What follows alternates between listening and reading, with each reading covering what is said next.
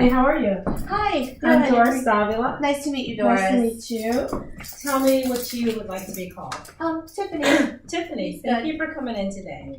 So why don't you tell me a little bit about what brings you in today? Well, it kind of wasn't by my choice. The courts told me that I had to be in today.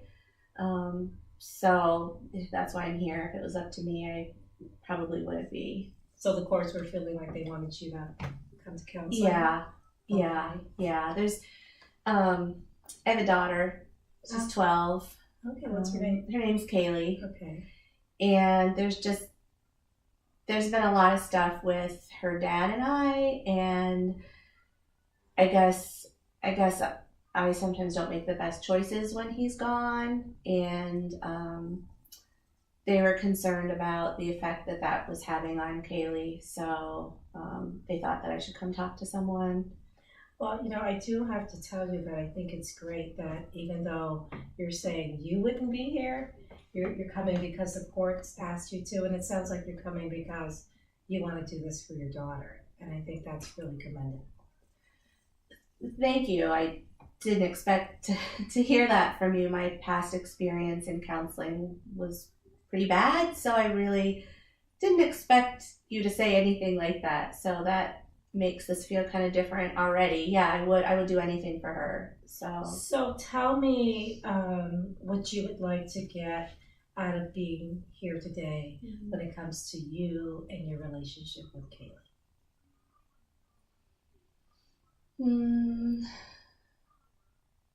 I guess I would like to feel better about myself as a mother. Sometimes it really feels like things are backwards. Like she's taking care of me more than I'm taking care of her, and I just kind of don't know how to break out of that and how to switch those roles back.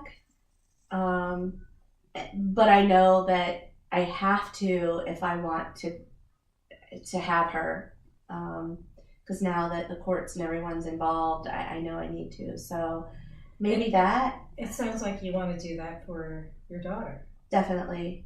Okay. Yeah. So tell me about the times where you have been able to break out of that and you have been able to be there for your daughter. Well, I feel like I've kind of always struggled with depression, but there have been times in my life where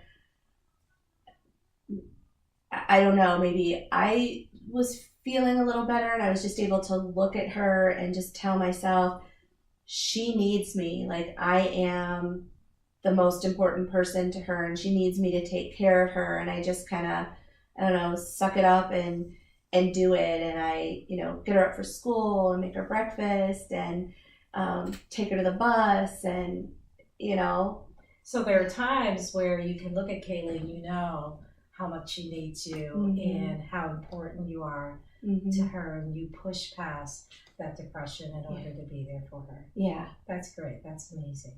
Yeah. So tell me what that feels like when you're able to do that. Oh gosh. It feels like it affects everything, because when I'm able to get up and get her to school, I feel like we start off on the right foot. And then it's weird because even though I've gotten up earlier, which I typically don't like to do, I like to just sleep. But even though I've gotten up earlier, like, I have more energy. I'll come home, I'll clean the house. I might even mow the grass, and figure out what I'm going to have for dinner for when she comes home. So it's weird because I'm not getting as much sleep, and yet I feel better. So pushing past the depression, getting up earlier makes you feel better, and you're able to do the things that you need to do for Kaylee. That's amazing. That's great.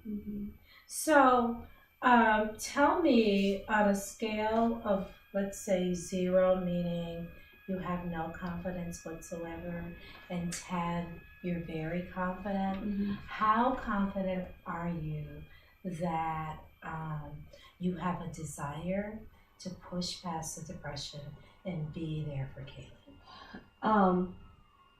The desire, a 10. That's great. Absolutely.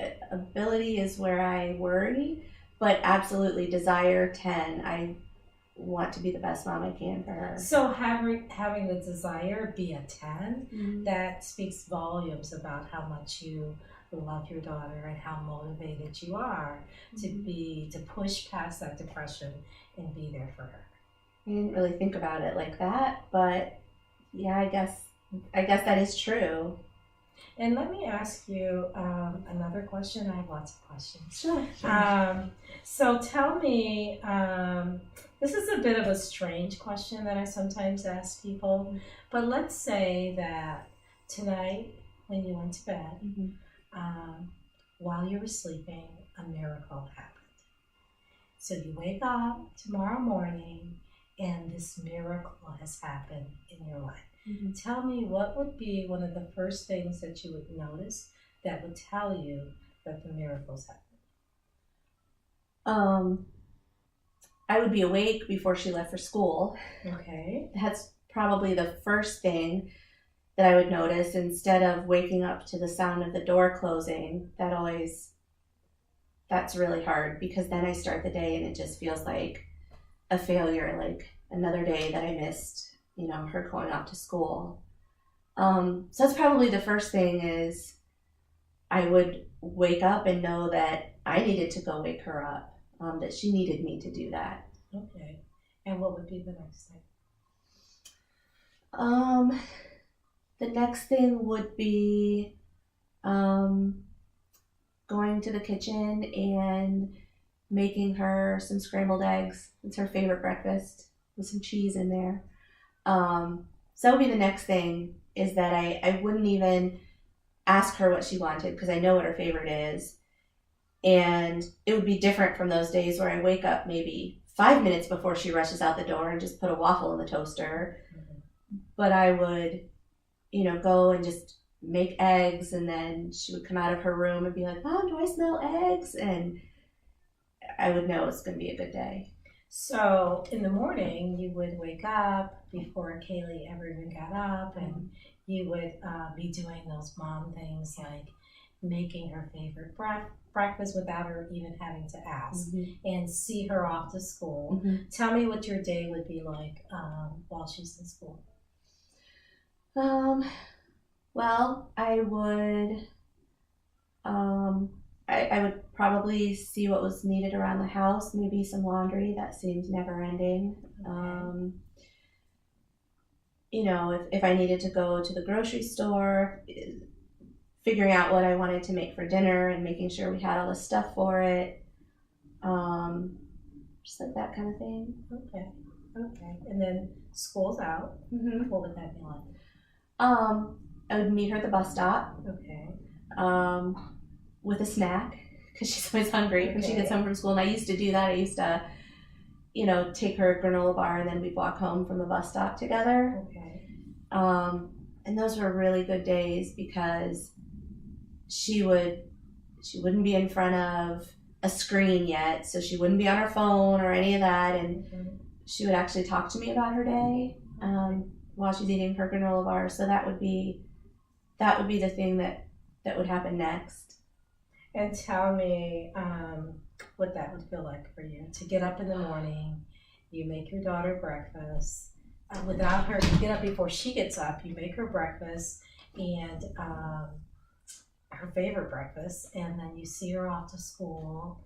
You're busy around the house doing groceries, going to the grocery store, or cleaning around the house, doing laundry, and then school's out, and there you are standing at the bus stop with a granola bar when she gets off. What does that feel like? Like I was a really good mom again. Okay. All right. Yeah, that would feel really good. Can I use the restroom? Sure. It's right through there. Okay, thank you.